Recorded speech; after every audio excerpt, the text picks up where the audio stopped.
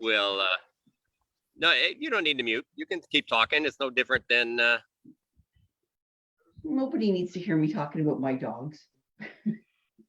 Because I'm madly in love with them. That doesn't mean you Well, are. you can definitely still talk about the ladder drill. So when you say people were talking about ladder drills at Trillies, was it good stuff or?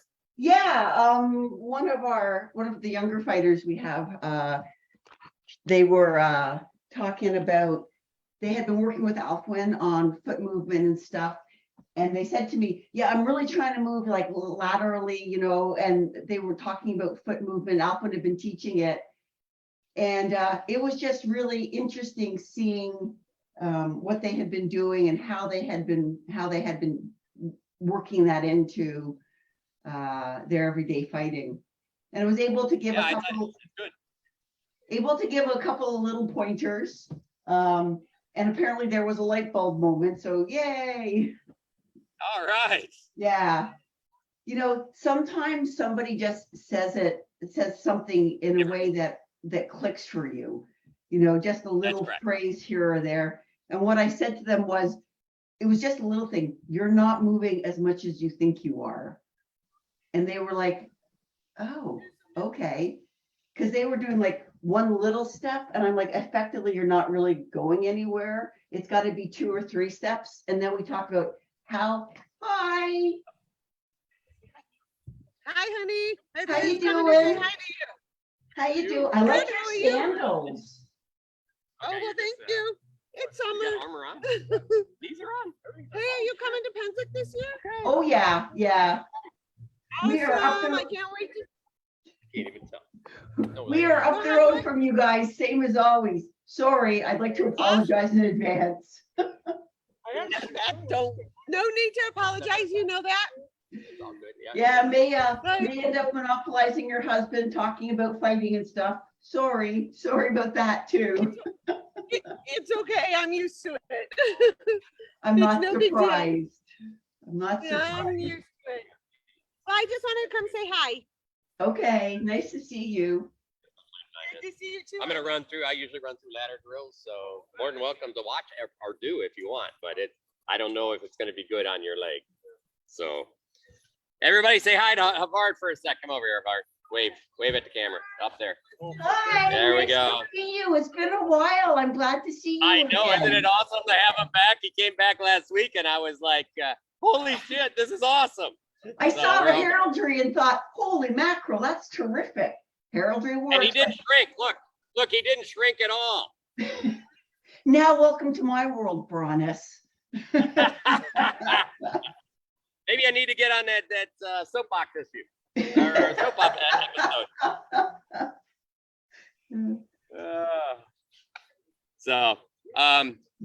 Well, I'm glad to hear that people are talking about stuff and talking about Coach's Corner. I thought the episode we did on mind stuff was super, was great.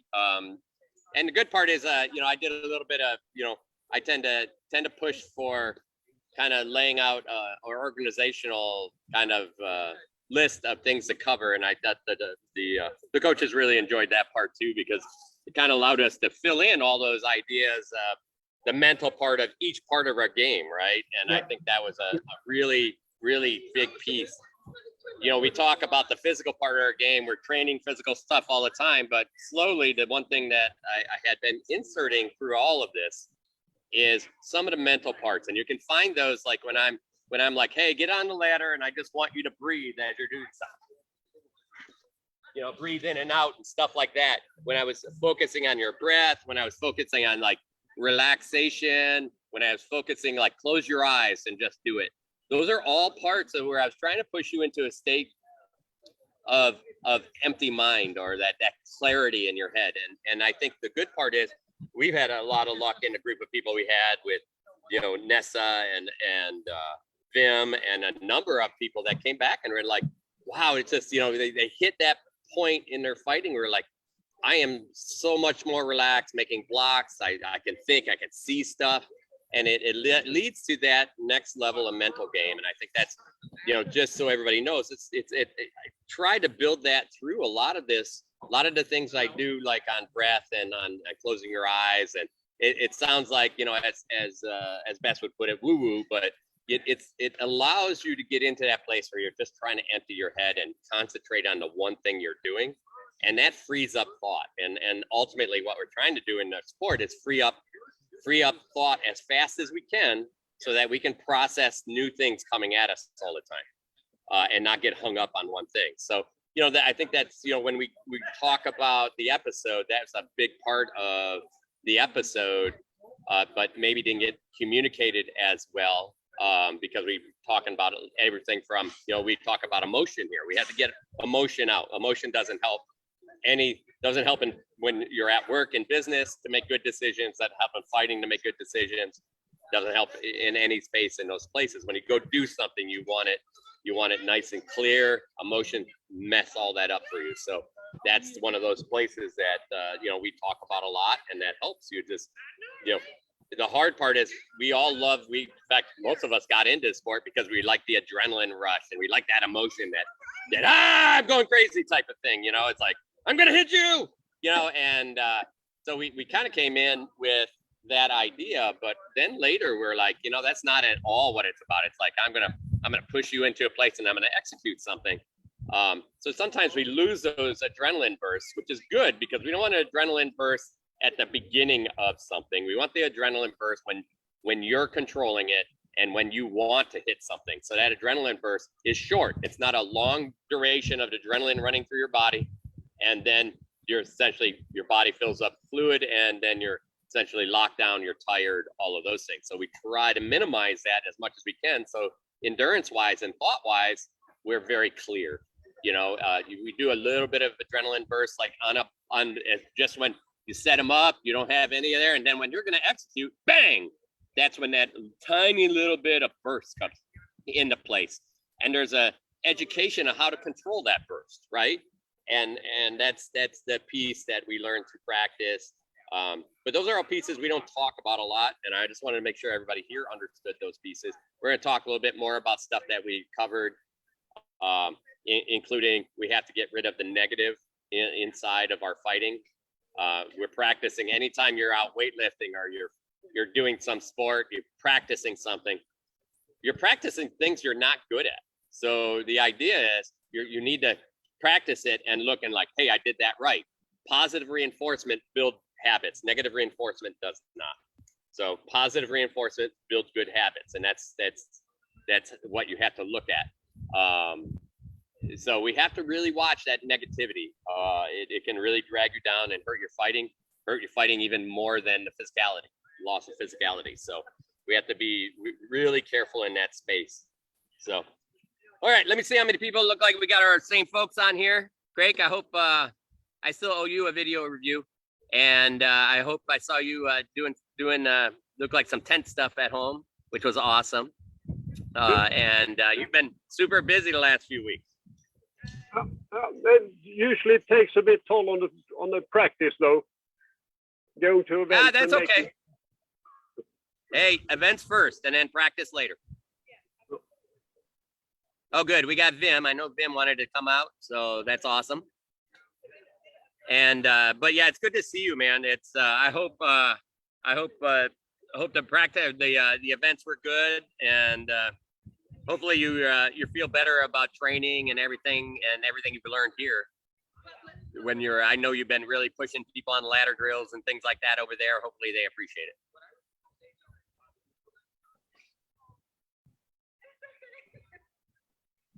All right. Let's get our warm-ups in. Let's just nice flat foot squats. Again, just try not to bend too far over. Do them to your comfort level. Push a little bit. Don't push where it physically hurts. Let's get about 15 of those in. Everybody here has done a lot of them before, so.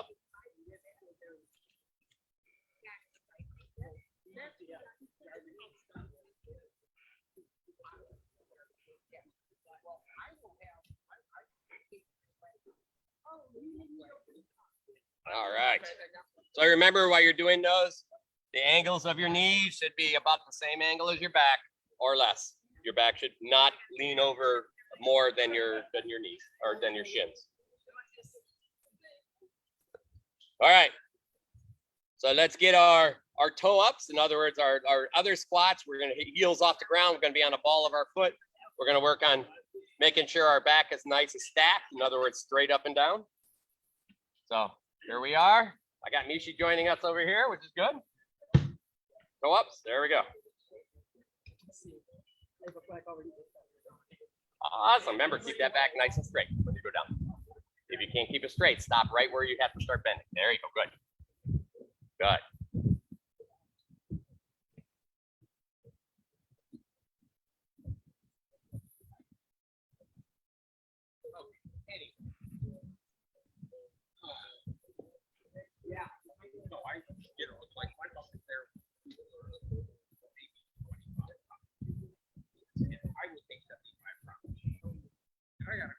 Again, this is the idea is we're building some strength on the ball of our feet. We don't tend to do that a lot. I hope that this adds for explosiveness. It adds longer distances, and it makes it easier for you to stay on the ball of your feet. Stronger feet, better movement. All right. So let's, next one, Bess, what do we usually do next? For warm-ups. Let's just. We're doing our lunges. We're doing we can either warm up the ankles and warm up the knees. Yep. Or yeah, let's get some rotations. Lunges. Okay, we'll do some lunges then next.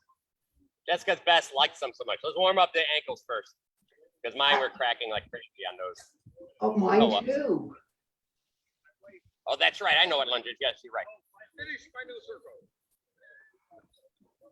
Make sure you're doing both ways.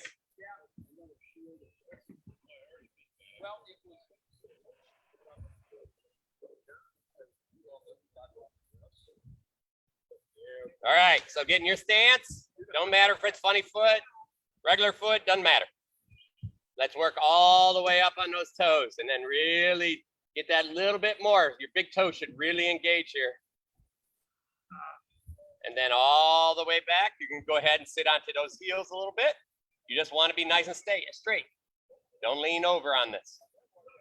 Your center is what's moving here. Your back should always be straight. Like a gliding rocking chair. Exactly, like a gliding rocking chair. The good part in here is that now we're also in bend those legs, bend those knees. You can even get, if you want, get down a little deeper while you're doing these. Strengthen those, be able to strengthen the legs at the same time. And the other leg too. Yep, we're gonna get to that one in a sec. Nice clear mind while you're doing these. Are super easy place to not have to worry about thinking about anything. They had a great in the book I'm going through right now, which is boy, I'll think of the name of it in a second. They cover a lot about relaxation, and they talk about a lot of studies. One of them was interesting because it even talked about the difference between recovery, like relaxation, like that could be like walking around, clear your head. Like most of this was geared around business. If you did it in a city, they found that it wasn't nearly as good as doing it in a more treed, natured area. And then they redid the test, and they did it looking at sitting in a room inside, looking at cityscape stuff compared to looking at nature stuff. And they found that the same thing happened, not as great because you're not outside as experiencing the same things, but the same thing happened. The recovery was faster. Your performance was better at the end at the same time period. And you know, I guess there's some thought around how nature affects the body and the awe of nature affecting how relaxed your brain gets. So I was like, oh, that's a cool study. But they say just a quick walk allows you to even, you know, they say you should essentially take a quick walk at work, just, you know, every hour, and get up from the chair, and it'll help actually your overall work performance.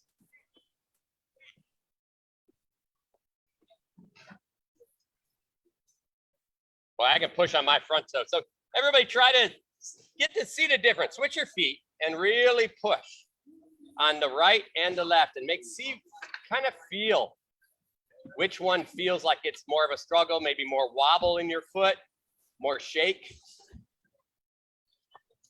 compared to the other one. So now what we're talking is a lot about body awareness, right? The more we're aware of our weaknesses, the better we can train for them.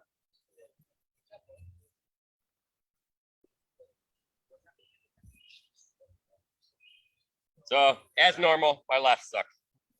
So more work. All right. So we don't have our professional side here today for us. You're gonna have to do with me. But everybody has a good experience. Today, let's work on a little bit of quickness today. So I'm not gonna work, I know we covered a lot of mind stuff and I'm going through that as we go. But what I wanna do is, I wanna work on really think about speeding up your feet through some of these exercises. All right, 2 foot run. One in, one out. One in, think of which foot you're doing. Head up. And then on the way back, do the other foot.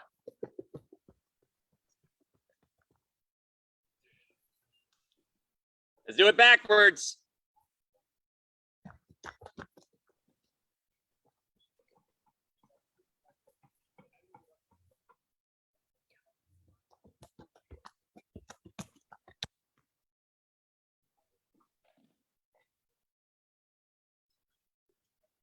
All right, we're gonna work through people here.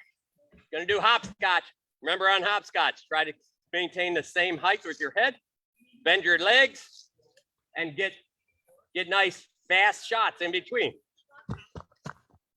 Small feet. Woo.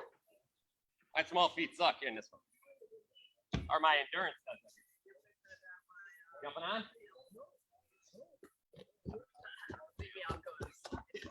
Probably a good idea. You do it right over there if you want. Yep. I need to get a few others that hold my ladder down better. That's it. Bend those knees. Try not to bop your head. That's better. Good. How's everybody doing on those? All right, everybody looks like they're pretty done. See Vim working. He's pushing himself hard. Damn unbelts. Crank looks awesome. Jesus, man. That's some stuff. All right. So we got skiers. Trying to remember. All right. So the skier is essentially the drop step. So we're just think about really falling into those. But let's make them fast. Keep them small.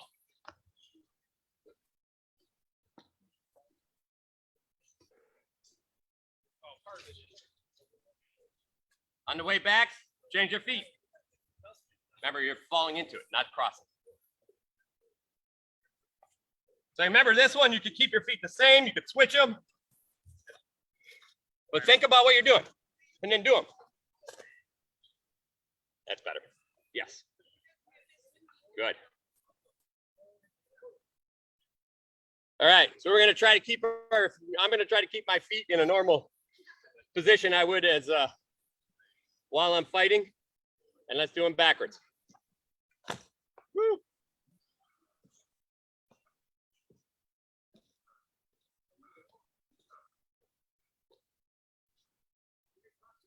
All right.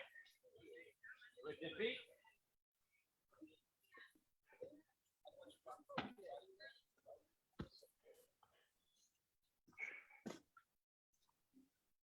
Tie my shoes.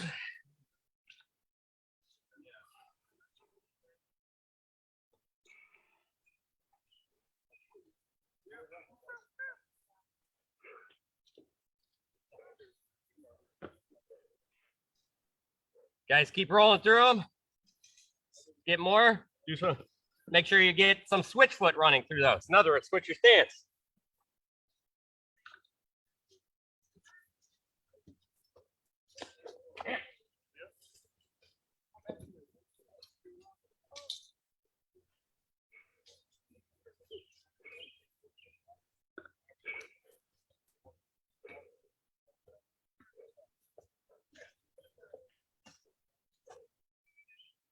All right. So that's all I can think on that one. Pushing it. Little quick breath. We're going to do some wide skiers. So now we're going to look for more bursts. Make sure when you're doing these that you're not loading up on this foot to get bursts. I.e., here's how I would load up. I'd lean weight into that foot, and then I'd push off of it. It is not at all what we want. What we want is to think about, again, we're going to push, we're going to fall. I lift, I fall. But right on the end of this fall, I shoot. And you can see I slipped right there. That means that my hips did not land over my foot, or hips didn't land over my foot, so I didn't stick it. So I'm going to try it again. That's better.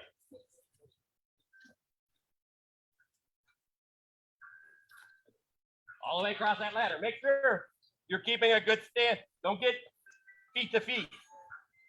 You want to keep your wide stance.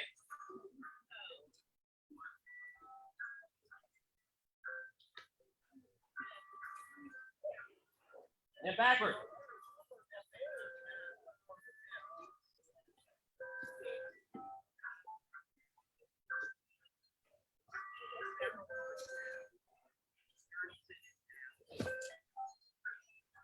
All right.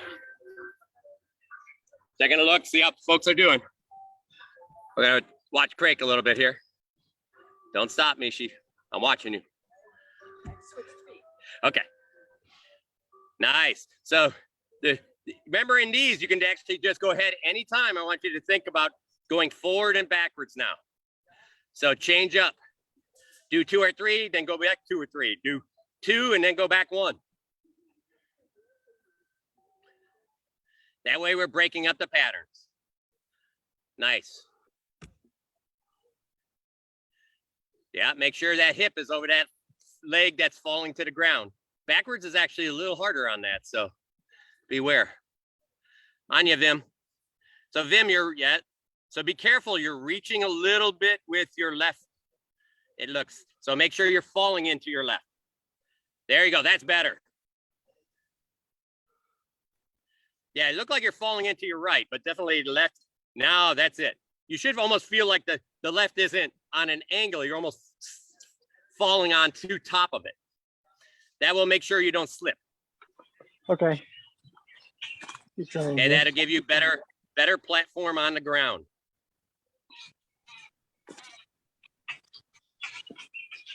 That's it. And remember that little burst at the end to get you over the top of it. Yeah, watch your feet are coming together a little bit. Yeah.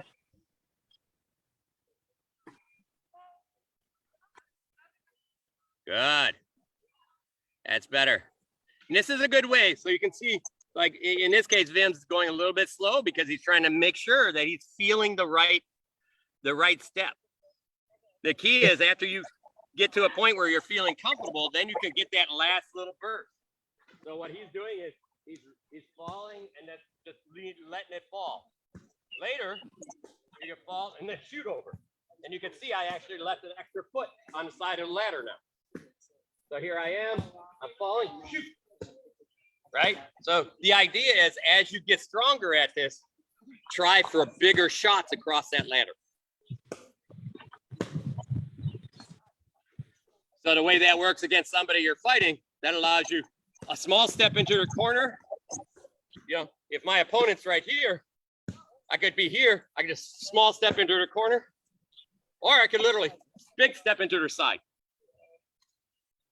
In both those cases, my opponent stayed. That's why I have a slight rotation, but it's the same step, just rotating around the opponent. All right. You're welcome to do it there. That way you're off camera, or you're welcome to do it over here too. Off camera. Next time I'll bring my other second ladder too. Actually, it's like that. Oh, good. All right. So let's go ahead and for you, let's just do a regular skier. Just start. I want to get you a nice little warm up. The idea is 1 foot in and then fall out.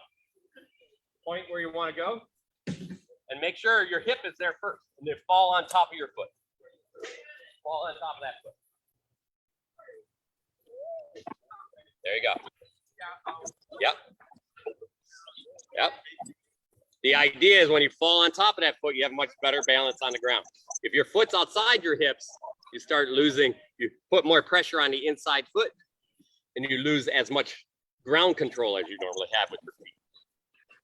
Should I be alternating? Oh, should I be alternating? So it's up to you. Forward? So it's up to you. I'll go through one way. So there's 3 different ways to do this. And the same thing for the drop step. I can get in my normal stance, which is shield foot forward, and I could fall right into shield foot forward. Okay. You're still on me, on the main camera. What's that? Oh, sorry. Let me. Yep. Yeah. Let me do it again. Yeah, highlight you so we can see you. All right. I know everybody likes to see me, but. So again, I could start here in my shield foot forward, and I fall out here, and my shield stays forward. All right. So that's one way. After you're done, if you want to continue, then you might switch feet just so you can get used to shooting and changing from both feet. So I could literally, now I'm going to do funny foot forward to funny foot forward. Okay. And then the third way is essentially switch as you go. Shield foot forward, funny foot forward, shield foot forward, funny foot forward. So you got all 3 types, and then you can do all 3 types backwards as well. Does that make sense? Yep. All right. So the good part about changing exercises and doing exercises constantly, one, doing a exercise that you know constantly allows you to feed into that idea of making things smaller and smaller and smaller. And when I mean by small, there's a giant step here. I can't make it any smaller, but I can make sure my head's not bobbing up and down. I can make sure that all my movement inside this is super small compared to when I first started, it was like, all of a sudden there's giant motion there. The more you make things small, your blocks small, your strikes small, your movement small. When I say small, it doesn't mean short movements. It means small in the way it looks visually to your opponent. The harder it is for them to see it. It's also harder to them find opportunities defensively to hit you. All right, next one. We're gonna do skier shuffles. So this time we go from a drop step, or what we call a gathering step. Why we call that a gathering step is because the foot goes out, this one gathers. This is super important. Every sport, if you do not gather your feet, it should be instantaneous. If the feet do not gather and you're out here, you get grounded really bad. They're able to rotate around you. It's very dangerous. You're not normally in that form. Compared to, here I am, and then my foot just follows. Now here I am again, perfect form, ready to do stuff. So that's why it's critical to make sure that that's a gathering step. In this step, it's going to be a shuffle. This foot's going to come over, literally take the spot of that foot, or in front of that foot if you want. I do it this way. So actually that's the one step. So I put it right in front, right in front, right in front, right in front, and let's try to make it fast. Your body should be over your center, over the seat almost all the time.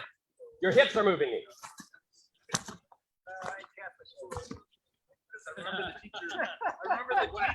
All right, so here we go.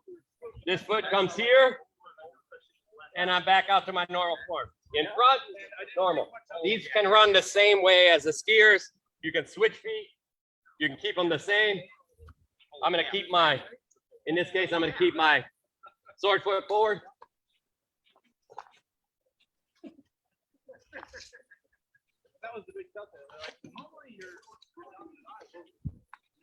Okay. You can switch feet. Do those again. Try not to bounce. There we go. Try to keep that head nice and flat. Again, here I'm transitioning. Look how it's slow. My head doesn't move. If you watch something on a wall right across from you, you should be able, your eyes should be bouncing up and down. They should only be going side to side. Also things like we do special things for our ball. Get those backwards, everyone. Now your foot's going to transition behind. Woo! I'm in a little dip here and my ladder's off the ground.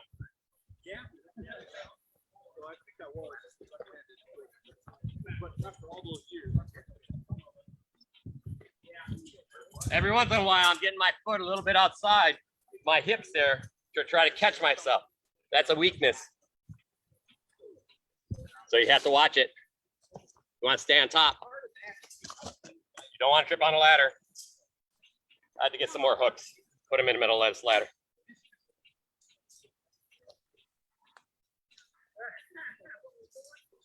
And when I'm talking about that foot gets outside, what's happening is this foot's coming here, and then I'm stopping with a bigger step with this outside, and then it's stopping with a bigger step. The idea is if you stay over your center, you should be even on that foot that lands on the ground. You should be even between the two. If you feel like you're pressing against the outside, then you transition too deep. If foot went too way outside too far. So should your foot not slide in your shoe then? Your foot slides when you say slides in your shoe. I mean, you're gonna feel it hit the ground and catch. Okay. And your foot will slide across your shoe. The trick is you don't want your foot and shoe to feel like you're turning that your outside foot is angling into the ground. You should be pretty flat on those feet. You're still gonna get some slide when you catch yourself, of course, but the whole foot's catching, not just the side of the foot. You're not essentially knifing it into the ground. All right. So next one is the angled skiers. So we do angled skiers because the idea is we're on a 45 here. The only difference between this, again, you notice the foot's coming forward and you're doing that, is that we need to make sure our hip is facing our opponent because we're going to either side. Okay, so this hip always wants to be on our opponent. If our opponent, think of that opponent right in the ladder in front of you, and get on the outside of that ladder and make sure that your hips are pointed into the ladder. So the key on this one is that your toe, your foot that's moving, faces the way your hips are supposed to be going. Because if it doesn't, and I do this, it's hard. Now I can feel my whole body torque the wrong way. If you can't get it all the way, you should be on the ball of your foot. And when you do it, you finish your turn. So you get on the ball, you can finish your turn that's on the ball. Do you switch stances? Yes. Yes. Okay, so These switch stances, here I am. I'm almost flat in this case. Okay. So you'll feel that like you're not switching, you're just switching stance a little bit. Yes, that's fine. So again, you can switch stance in this. I tend to get a little bit flatter because usually this is done with an opponent right in front of you. So this is that little bit of Mike Tyson shuffle where he's like right underneath throwing hooks. Right? So this is that same thing. I could be pushing, I could be walking. My opponent's on that ladder here. I could be pushing to this outside. He gets a slight turn and then I'm like into the other corner. One important thing, remember, practice is the place where you could take these exercises. And if you're teaching people, tell them, I'm going to call something and I want you to do it. There's physical thought in that. So make sure they understand when you call something and they start processing it, there's a weak point because you're essentially processing something in your brain and trying to remember what it is. But you could be out there and like, it's like, okay, call it whatever you want that makes it easy for your opponent. But you could be like, angle step, and make them do it in practice. They'd be fighting somebody and be like, call the angle step. And then make them watch that they do the angle step. Angle step the other way, right? Call it. That way it makes them think for a second, and then they can apply it into a fight. The next piece on that is like, okay, jab, jab, long jab, right? Call it. And then they can find, it doesn't mean they have to execute right away, but what you want them to do is think about the steps they're practicing and how it applies to a fight. Because now they'll be like, okay, when can I do this? He's too close, I can't jab. I'm just gonna give him some pressure, back off, and then I'm gonna jab, right? Look for those opportunities to help them practice what they're learning. Otherwise, they're always gonna default back to what they're used to. All right, so this is one of those places where you can help people do these things. And if it's you and you have somebody that's there with you, don't matter if they fight or not, they could just go down the list and say, jab. And then you work the jab in, you say next. You know, the idea is that they'll know you're done with the jab step, and they can move on to that next step, so they can help you remember what steps you're working on. All right, so that's the angle skiers. Now we're gonna do the fun 3-step. So here we are. I'm gonna do it at you this time. So in this one, we take a step forward. Uh-oh, let me do it the right way here. There we are, step forward, over. Step forward. Is that the 3-step? Best.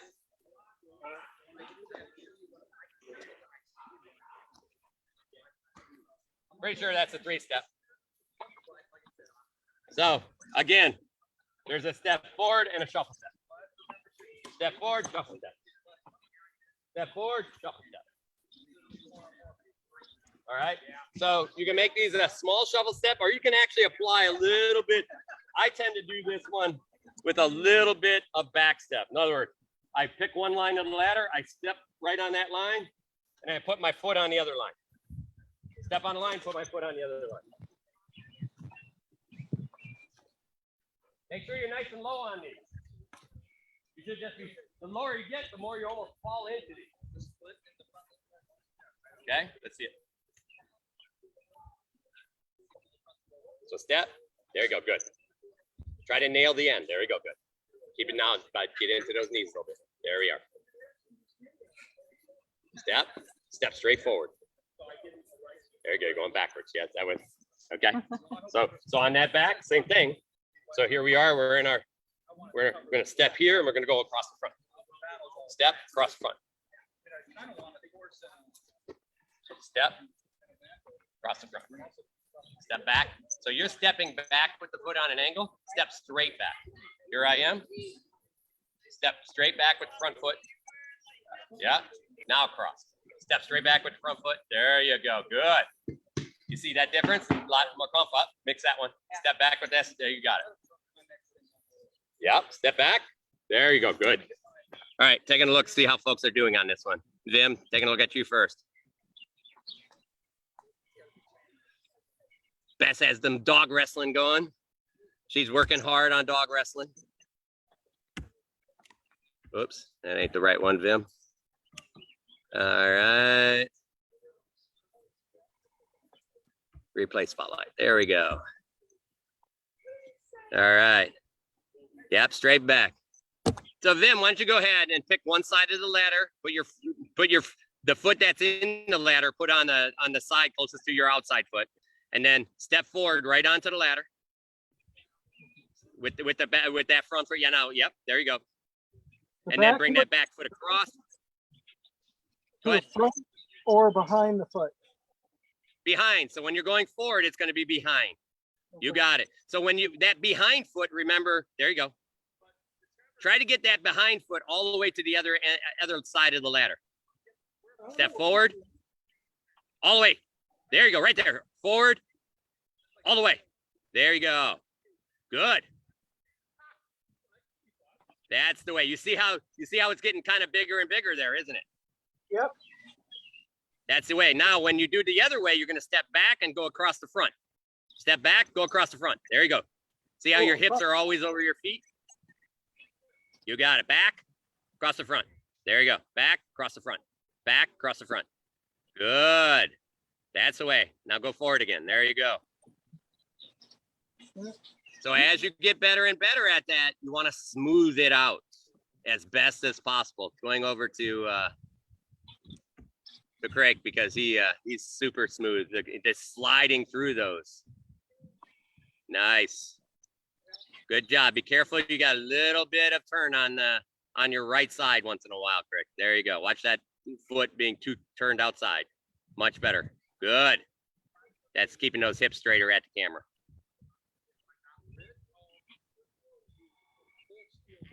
Very nice. Nice job, Bess. The good part is you're super smooth on your upper body through all of those. I know it's hard in the house, so you're gonna wanna make sure if you can get a little bit each time, just figure out how big of a slide you can make across. In other words, that's why we're using, you can see Craig here using both sides of that ladder. Figure out how much room you have to get the distance you want. There you go, good, good, very nice.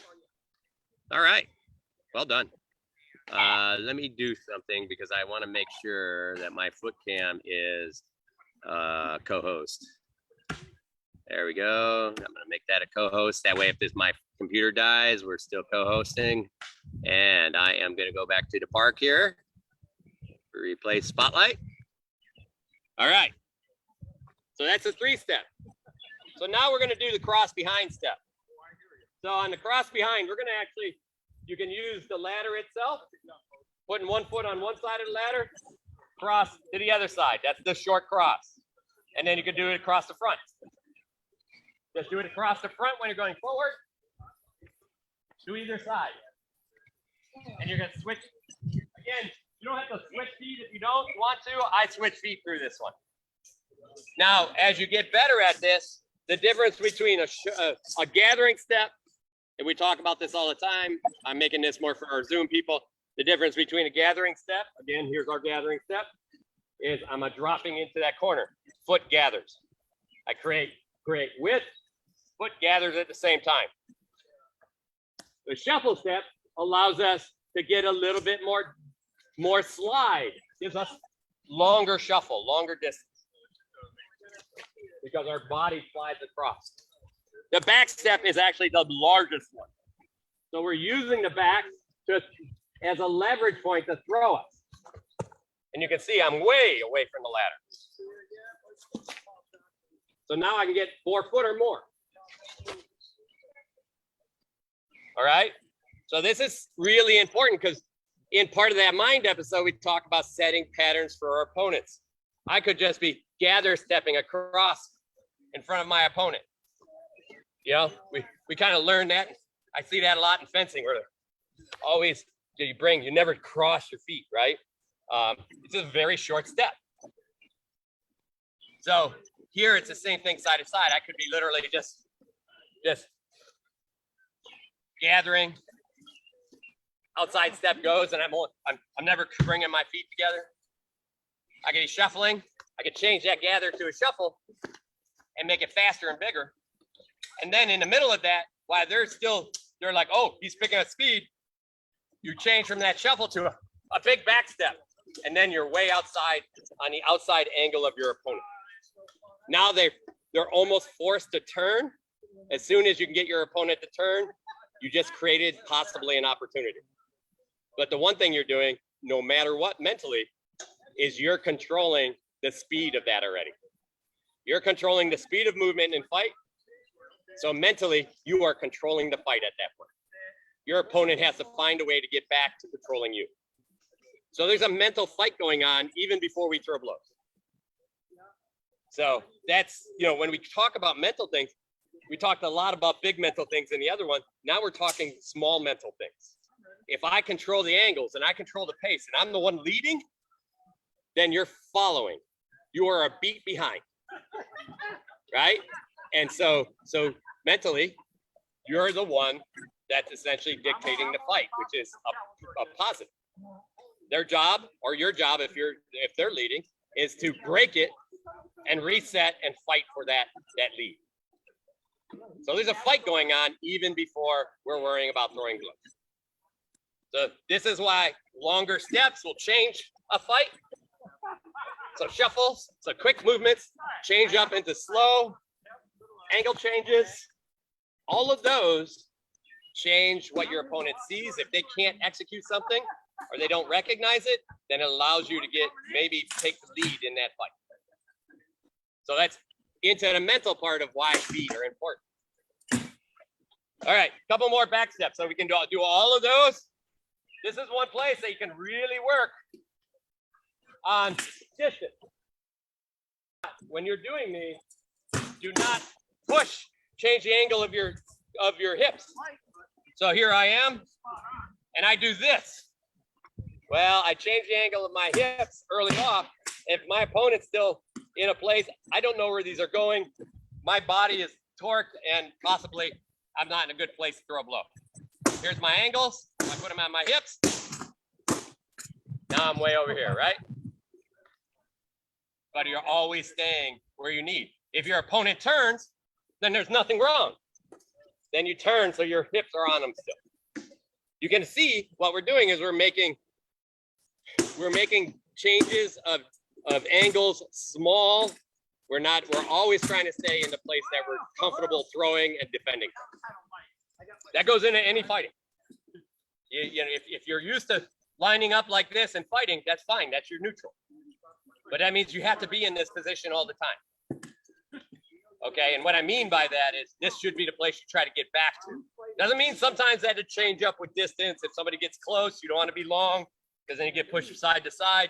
You might change that up and get under and square up a little bit. But you have to be, if I'm at a normal distance, you should always default back to your neutral. All right, 4-step. The 4-step is in, out, out. In, out, out. We should mostly be using gathering steps. So the reason why it's a gather step is that first foot that moves is stretching the distance between your feet. So I'll show you. Here I am. First step stretches, the other one gathers. So this is what this is doing, is it's teaching us really small gathering steps. Right? So now let's work on getting these really fast. Get into those knees. Let's switch out one of us here. And then change them up. You want to go back.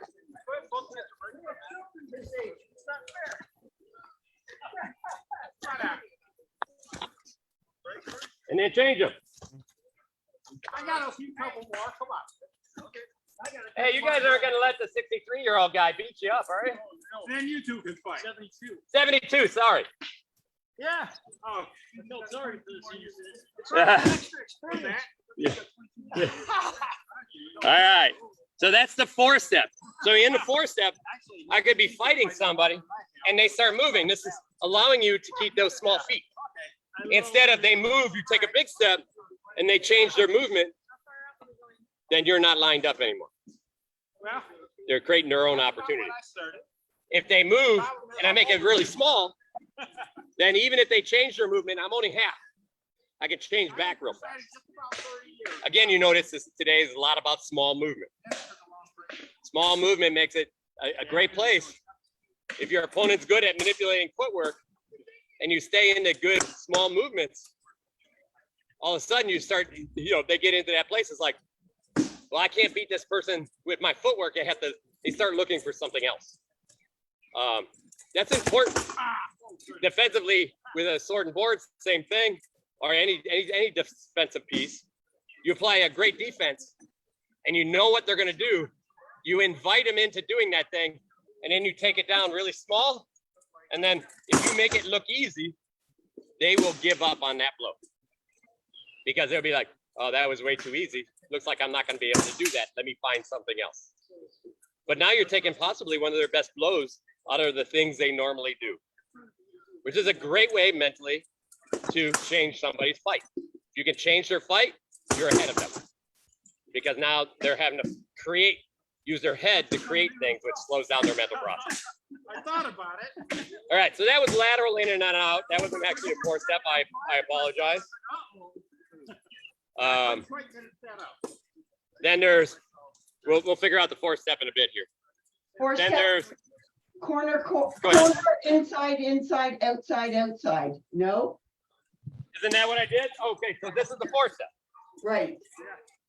Okay, then I did. So now we're gonna do the other 4-step. So we're just like in, out, out. In, out, out. Remember, the important part of this is the whole body goes in, the whole body falls out. We're using that tilt. This is all about, hey, look, my center is making me fall forward. My butt is making me fall out. Fall forward. Fall out. This is not me pushing with my feet. Got a root. Okay? You can do this nice and slow the first time. And just feel the body fall in and out. If you have to, get a little lower. That actually makes you feel a little bit. And again, then we start working really small. But the focus here is the ability to change your balance. It's not your feet driving this, it's your balance. So the more control you have on how your hips change your balance, the more control you have with your feet on the ground. That goes anything you do. It could be you're walking in a rough terrain, you're hiking up a mountain. The idea is the understanding when you hit something that's slipping out and you have to change your balance, you can. Instead of, I don't know what to do, I'm gone. And in fact, Beth just talked about that a little bit. She was like, I walk my dog, the dogs are stopping. I'm like, all of a sudden, she's understanding it better. She sees it happen faster, and she can stop faster. You know, a lot of times you have a dog that you put a dog in front of you and they're going to jump on you. Like, yeah, all of a sudden, it's like you shift a little bit and you're responding really fast to things. So that same thing brings right into a fight when somebody else is doing something. Okay, they're going to throw that. I'm floating like right underneath that outside line. I'm not doing this. They throw that jab because then it could double up. I'm literally, instead of going away where I can't do nothing, instead I may be slapping it away and falling into that corner. And then I'm right here on their side, on the outside of their arm. Their hips are that way. My hips are on. That same thing happens when we fight. When I got behind the shield, which was the intent. All right, let's work some jab steps. I was moving my shield out of the way. So I was gonna over. So again, pick your foot that you use all the time. This is that same thing. This time we're not stepping into it. We're actually dropping into it. And then we're dropping out of it. Hips again are just essentially lifting this front foot, falling. And then you can create a little faster.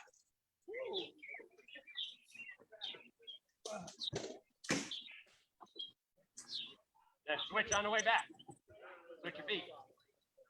As you get better and better at this, you get a little faster. Just make sure that your top part of your body isn't leaning. And what I mean by that is as you get faster, the standard even in boxing is here I am, my body's leaning back, really not on that foot. And then when I get back, my body's leaning forward. My body's really not moving. My head's not really moving in back and forward with it. Instead, should be here's my head's forward, my head's back. My head should go in the box, out the box. All right, I'm going to take a look at you folks. Nice. Yes, that looks good.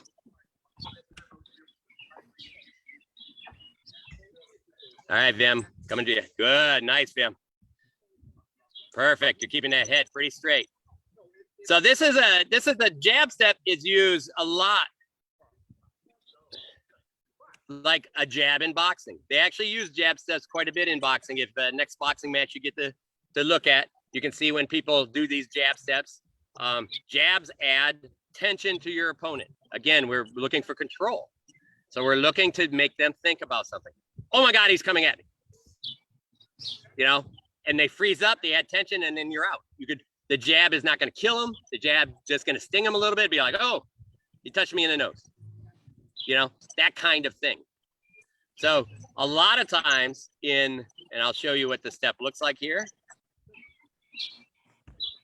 So a lot of times when I'm fighting, I'll do these all the time just to make sure my opponent starts relaxing. I just fall right into that step. And then this is, you look at this is like literally like maybe a 2-inch fall. And I fall down into it, push that body into the ground a little bit. And that opponent is like, whoa, it's doing something. And they're like, I'm not really doing anything. I'm using very little energy, but I get to see if they're going to blind themselves. I get to see what they're going to do. If they blind themselves, then I might here, and then get around something. If I do this from a very at a distance, I go, and they throw a shot, I'm like, oh, counter shooter. But now I know they counter shoot. So now I'll be like, and make them think about counter shooting faster than they can actually do it. So then they're like, oh, I'm going to stop counter shooting. I got to counter shoot on only the one that they're going to use. The next time it's like, ha, bang. So the idea is you're breaking their pattern. You breaking their pattern. You're in that space where they can't trust their natural reflexes. You're winning. Again, you notice we're talking about a lot of positives here. Just because I do this and that person does nothing, I don't just throw it away, right? It's like, hey. and then they do nothing. I'm like, okay, you know, you work into some other stuff, and you add it back again later when maybe there's a little more tension in the fight. But don't do it and like, well, that sucked. It didn't do nothing. As soon as you go into that sucked, it didn't do nothing mode, guess what? The rest of the glass is spilling out, and you're just looking for the opportunity to die. You have to be like, okay, that didn't work. What am I going to do now? Hey, that looked a little better. Maybe I just have to attack from the corners. Right? We got to make that fight work for us. So, but you notice I didn't just go to, oh, that didn't work. I'm throwing that out. So now I'm going to try to figure out what's next. I don't know, you know, and now I'm using a lot of brain thought and for not a lot of, you know, a benefit. So just be careful getting into the negative. If you find yourself in a negative, it may be time to take a walk. If you're in a fight and you get beat up and it's like you come out of it like, man, I just suck. Take a walk. Take a walk. Right? Evaluate. It's like somebody asked, at best that might have been you. It's like, I'm Joe Newby. I walk into a fight with Duke Rongvalder. It's like, how can I be positive? I come out of that as like, okay, he one-shots me. That's about the worst thing that can happen, right? Well, that's one thing. You get him to move. Oh, that's a victory. You get to fight Rongvalder. Lots of people never get a chance to fight Rongvalder. That's a victory. Look at the victory conditions.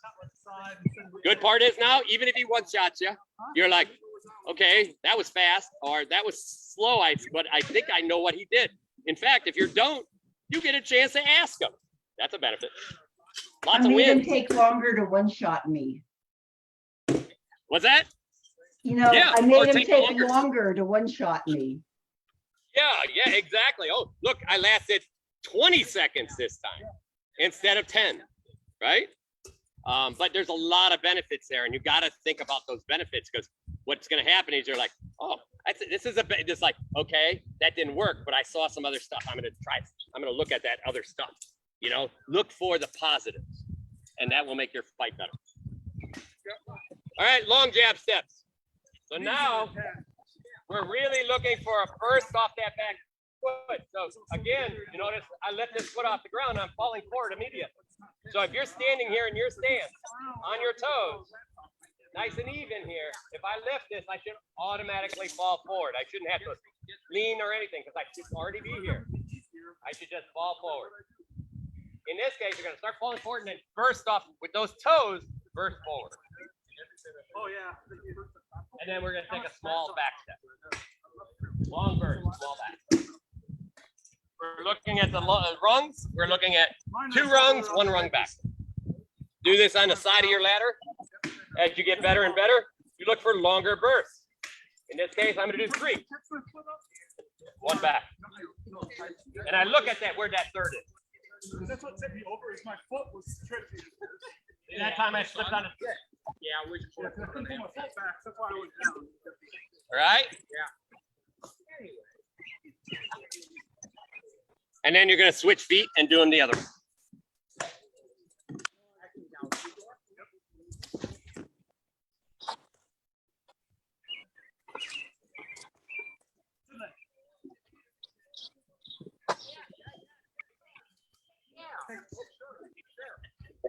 Later on, last week, or 2 weeks ago, we practiced that long jab step. And you notice on this long jab step, I just stepped back like our normal jab and a ladder. But last week, we added different things. I take a long jab step and then an outside turning step to get offline. All of these can add each step into it. Take a long jab step. Whoa! I know. Let's try it again. Sorry. Long jab step. Back step. To roll back behind your opponent. Okay, so there's a lot of different steps you could change on that after that long jab step. I gotta practice that back step. It's slipping out for me. Doesn't help that my shoe is coming off. But so beware, just because we do a long jab step and a back step, that's just, I push on them. If they're going backwards, I take this away, that range is gone. If I push on them and they stay, then I might want to rotate around them. I'll show you what I mean. So my opponent's in his box. I'll use the speaker. My opponent's in this box right here. I'm way far away from it. I'm gonna long jab step. Bang, right here. If that opponent doesn't move from that position, I might just rotate to their side. Again, long jab step. Bang, throw shot, same time. Now I'm gonna rotate to the other side. Now, depending, there's a lot of thought in why you would do this. If it depends on what, if your opponent's, if you're looking for, usually if your opponent's your size and you're in that space where this is a big burst when your energy's down a little bit, then just rotate into their shield. It's an easy drop step and you're in their shield. You got two shields in between you. Still can throw a wrap, but you got two shields. The good part here is this is when you can relax your brain because you got double defense. They actually have to turn to get to you. They're way behind. So the idea here is this is a great place to come hang and relax. If you're in a place where you're like, that they're fighting funny foot, this might be the exercise. Here, and then I'm gonna slide and I'm gonna throw that inside leg because that's really what I'm really looking for. The first one is to bring their shield up. Second one's that inside leg, sliding inside leg. The reason we slide is so we don't hit anything on the other side. In other words, the other leg. We want that inside leg of the funny foot. And, you know, they actually absolutely love getting hit on the inside leg. It reminds them of they know that the shot is good. They don't have to think about it. It's very nice. You know, they'll compliment you, I promise you. Usually by, that's a compliment. So, all right. Last one is going to be our turning steps. So lots of turning steps. The key on these turning steps, again, is I'm going to do this one. I'll do it forward. The key on these turning steps, all about, I'm never going to be on the side of my opponent, most likely. Most likely, I may be kitty corner to them. But the idea isn't about where you are. It's about how your feet move. So in this is, if I just put my foot straight here and my toes are still going straight, and I try to turn, it's very difficult. And you can feel that. If you try that yourself, step into the box and then try to turn all the way around. Compared to, as you step into this box, start turning that foot, right? Remember, your opponent isn't right in front of you. They're kind of in this corner right here. It's kind of to your 45-degree angle. So you're going to turn that foot right to them, and your hip stays on them. So this is all about making sure you're turning your foot when you're hitting somebody. Too many people will want to attack somebody, and we'll be like, okay, I'm going to attack their side, bang, and we step straight, and then we pass right by. So now we lose our opportunities for more attacks. That's not what we want. In fact, I want, if I'm going to do a pass by step, I literally bang, and I want to turn this foot. And as I pass by, I keep turning. So now I'm rotating around my opponent. That's what's important, is that you get that rotation around your opponent. That way you're always engaged. You don't lose the opportunity. Because if I just pass by my opponent, I can't throw anything here. My hip is in the wrong location. And I have to reset. Well, when I reset, guess what they get to do? They get to reset. That's not what we want. So you can do this. Funny. First, you'll do it with our front foot. Turn out. Front, turn out. You're just pointing your foot down that ladder. Super easy. All right. So let's go ahead and get all the way through. There's about 10 different ways to do this step because there's so many We can do it backwards. Front step. Now we're still, but now we're thinking going backwards. But we're still pointing down the ladder the opposite way. And the key is that we stay over our feet so we don't slide, we don't lose our footing. So as you're moving, your hips should be moving with it. So that was all front foot. Now we can do all back foot. Back foot goes, big step, small step, big step. Big step, small step, big step. This can be a much longer. Look how long these can be.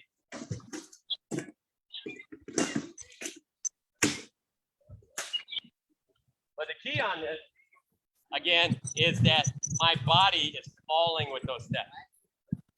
Going backwards, same thing, long steps. But all I'm doing, pointing opposite way down that ladder. Okay? When you're done with those, you do those 2 types, and then you switch feet and you do it again. All right? I'm going to see how we're doing out there. I see we lost.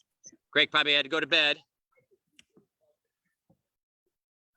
That's it, Bess. So Bess, sometimes I want you to really think, right now you're flowing through those really beautifully. I want you to think about not flowing through them. This is going to be kind of funny to say. I know now you're yelling at me. But I want you to stick it.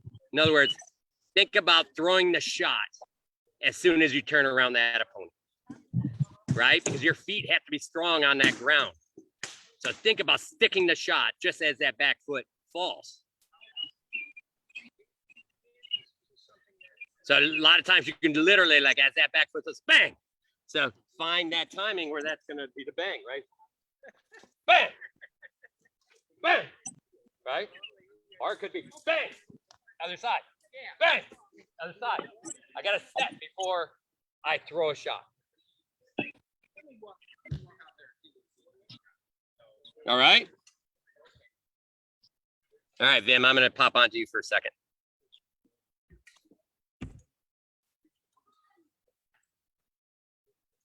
Nice, Vim.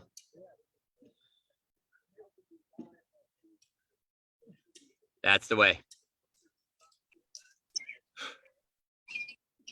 So in those, and Vim's kind of running through it now, and he's nice and smooth. He's finishing the end of it.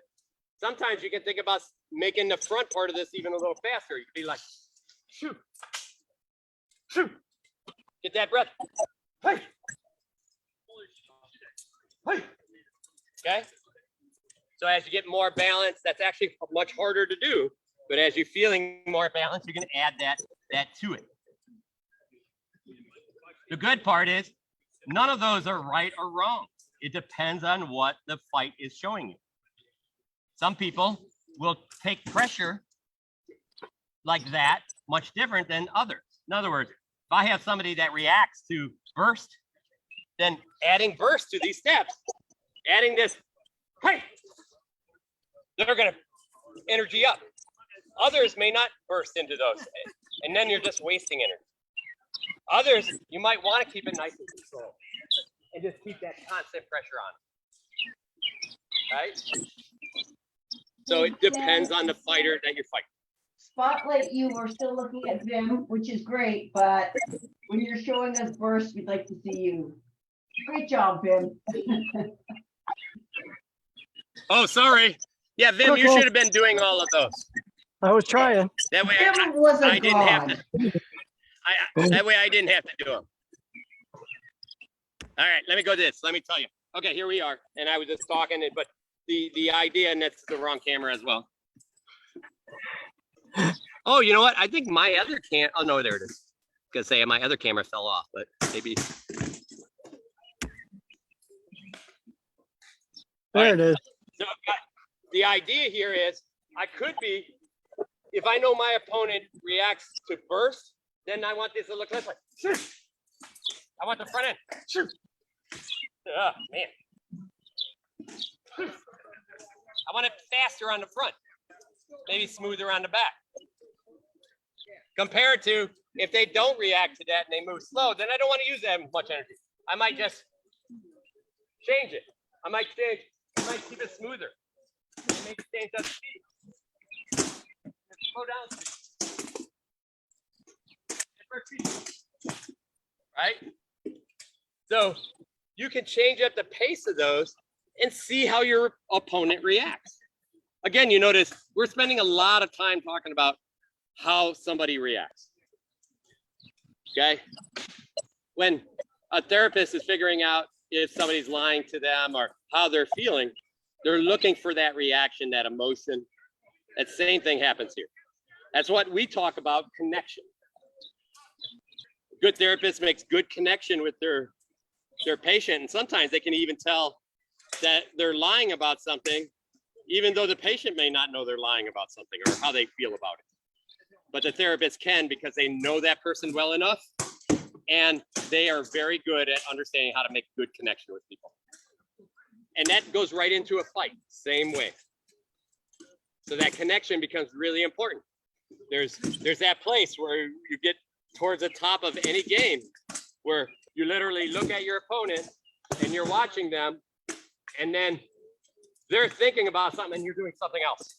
And they're like, how did you do that before I executed? I didn't even do it yet.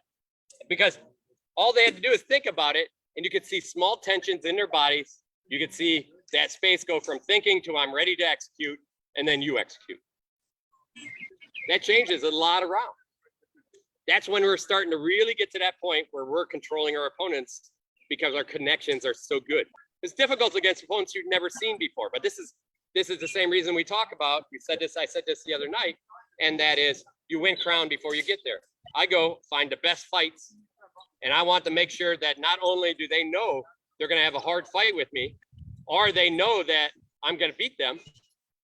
Because when they walk into crown, they're like, oh man, I didn't have a great fight with him last time. Right?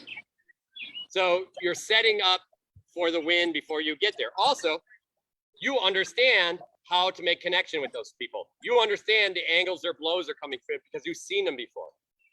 Rongvalder talked about it in the Champions. He's anxious when he doesn't know who he's fighting because he doesn't know what he has to do, what weapon styles, what anything. As soon as he knows, he's like, okay, now I can start executing what I normally do. I'm going to push. I'm going to work my edge. I'm going to push.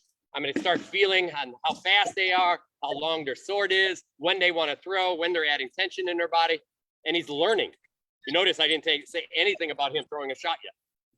Because we want to learn all of that stuff before we start executing things that are dangerous for us. And when I say that, when I say we execute things, that execution is either spaces where your opponent can strike you. Yeah, especially while you're throwing, you are most, you are at that point where defensively you're the weakest. So that's why you really want to be in the space to test somebody. We're in no rush. This is just like basketball, right? We're in no rush. I don't have a 5-second clock. Where I'm testing. It's like, oh, now I'm going to throw. Oh, how fast did they see that throw? Did they move fast enough? If they didn't move fast enough, I think I might be able to hit that. Well, go back to other stuff and then give them a bigger fake. Because we don't know if maybe they were just holding back because they want to counter shoot that shot. Give them a bigger fake that has more they can see and then see what they do. And then all of a sudden, if you're like, I'm pretty sure I can hit that shot, make it faster, and then hit them with a good blow.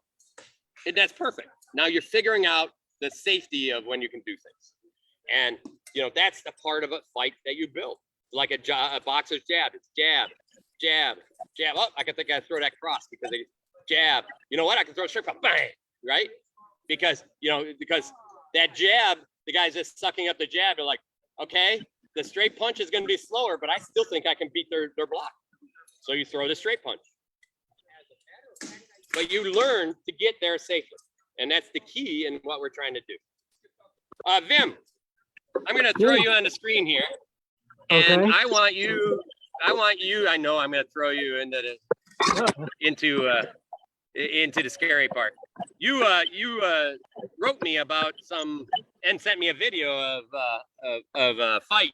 And you were pretty excited last week about some of your fights, right? That is correct. So tell us why you were excited. Well, I I'd kind of taken everything that we've been working on, and then I stopped thinking about it, and then just tried to do the fight without thinking about all the movements we've been practicing. And I was able to just kind of settle into my normal stance And I found when I was able to slow the fight down, and I ended up doing a lot of jab steps, small movements, but I was staying out of range and trying to bait people into coming at me, because that's where I feel more comfortable, is actually when people are chasing me. And when I was able to do that, so I was controlling the fight, I was able to win more often than not. Win, and they were it was during the Shiv Social at Lily's in Callantyre, and I feel like a lot of the nights were testing me and seeing if I would see things that they were trying to do. And when I was able to slow things down, I was also able to think, because that's not something I've ever been able to do very well, is recognize what other people are doing. Is when I slowed things down, I was able to actually see what they were looking like they were going to throw and where it was going to go. And I was, able to control the fight a lot better. So that's awesome. I really thank you for like writing me on that, because those are the ones I tell you, as much as I love to get all of you into good physical skills, the mental skills are a place that's actually harder to teach. And it's been so nice to hear people, that slow things down, that, finding that flow and that zone kind of deal. Right. Yeah. And being able to be in the fight instead of letting the fight control you mentally, you're actually controlling the fight. Right. And it's a rough place to help people understand how to do. So it's been really, really nice to hear positive feedback on those kinds of things. So thank you very much. And your fights looked awesome, by the way. You're looking really good. You still owe Sivert a fight, though. I want to see you two fight. It's going to be fun. Yeah, I wanted to get back to Lily's and ended up not being able to. We've got a little one. That's okay. So it is what it is. That's all right. We're here for a long time, so we're not going anywhere, right? Yep, that is correct. All right. So Bess, you went to Trilly's. You have any good experiences? Yeah, and actually this ties in more to the conversation that we were having, or that you were having on Coach's Corner on Friday. Although I'm a knight, when I go to tournaments, I have anxiety. I'm like everybody else. But one of the things that you were talking about on Friday was anxiety is a fear of what's going to happen in the future or what could happen. So when Sarah was arming up and I was worried or anxious, I would say, nothing bad is happening now. And then I would, it kind of like, yeah, nothing bad is happening. And then walking out on the field and focusing not on what could happen or what might happen, just what is here, really helped to control the anxiety. And for me, although that's not something that we're doing here so much in our Sunday practices, but it is a direct takeaway from the Coach's Corner. I found that to be very helpful for me. And I heard a couple other people saying that they're taking bits and pieces from the Coach's Corner, which is our Friday night at 8:00. Please feel free to tune in. Which is a good plug.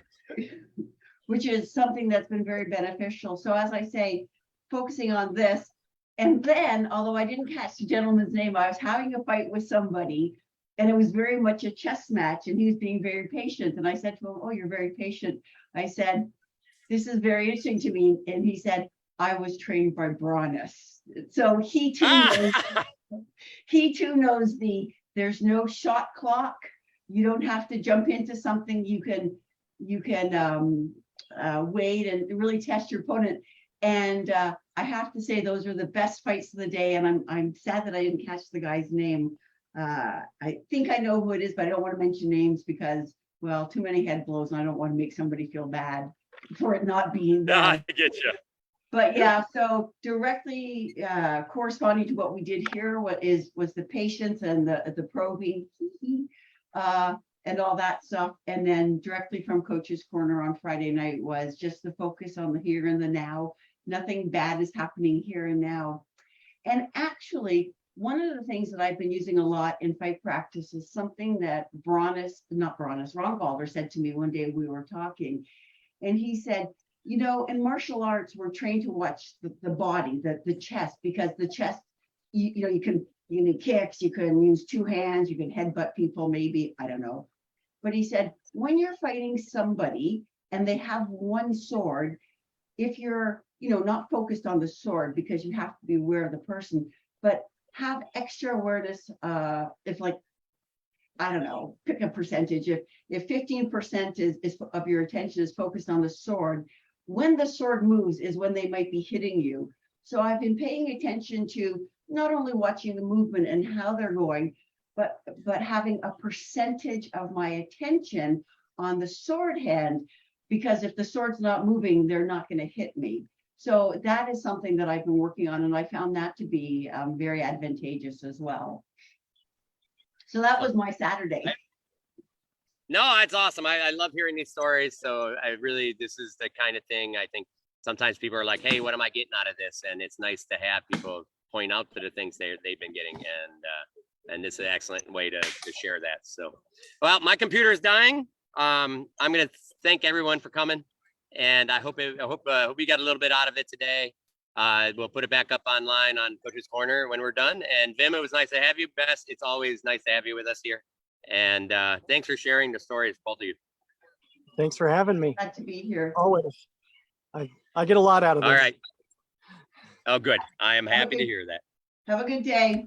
Have a happy 4th. You too. Bye-bye. Thank you. Bye.